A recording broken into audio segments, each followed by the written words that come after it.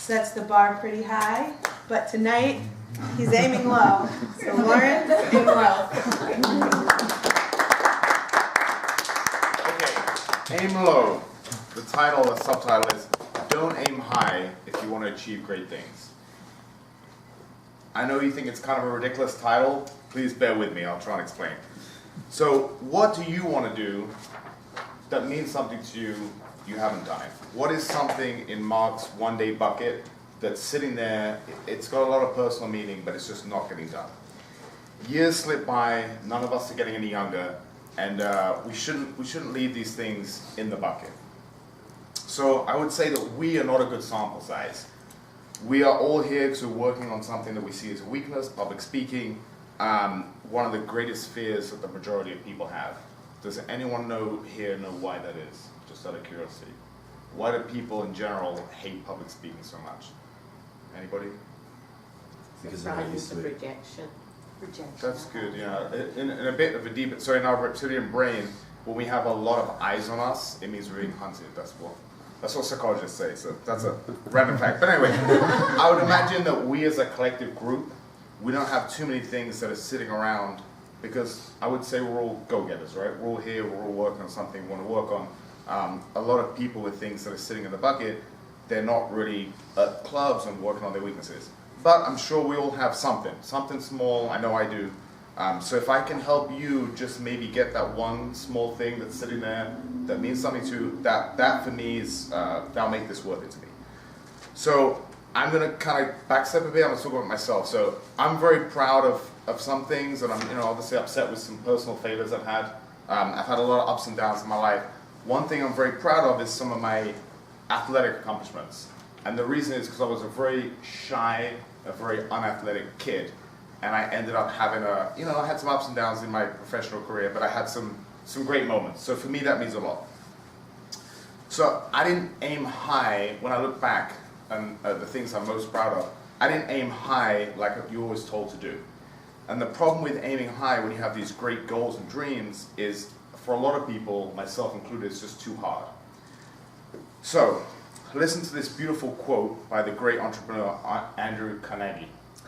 He said, if you want to be happy, set a goal that commands your thoughts, liberates your energy, and inspires your hopes.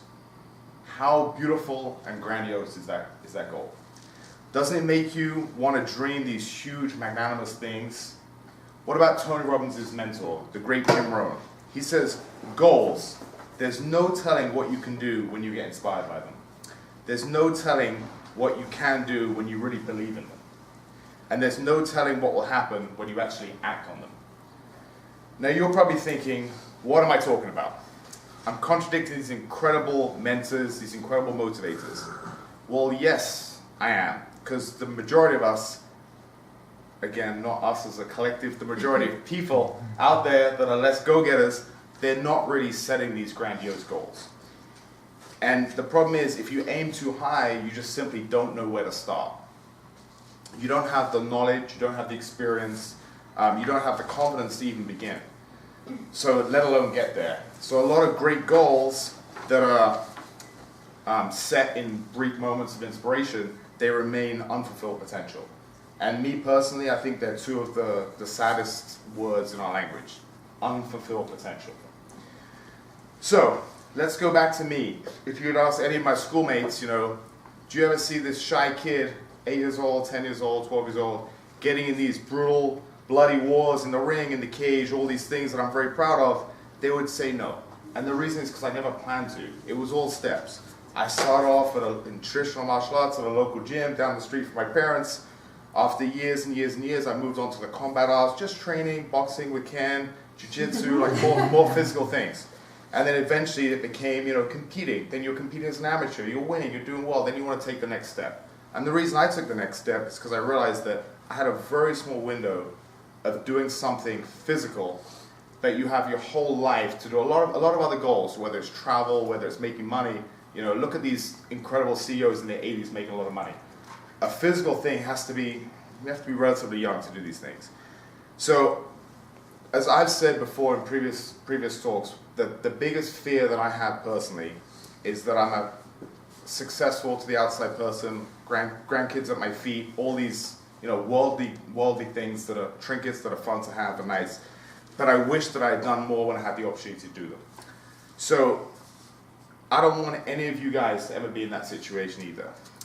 And I look back at almost anything I'm proud of, and it was always gradual steps. It was always gradual progression. And then after that, it's the momentum that just kind of leads you on. I didn't aim high, I aimed very low. And I aimed for one goal at a time. As I grew, my knowledge, my experience, and then confidence came with that. And then my goals expanded as my capabilities to achieve them did as well. I don't want you to ever be in the place of having regrets later on in life. Just like the beautiful Confucian quote, a journey of 1,000 miles starts with a single step. So it's our job to start on this simple first step today. And that first step is to aim small, break your huge goal into smaller goals. Aim down and tackle that first goal. Aim small, and before you know it, you'll have achieved great things. Aim small, before you know it, you'll have achieved great things. Thank you.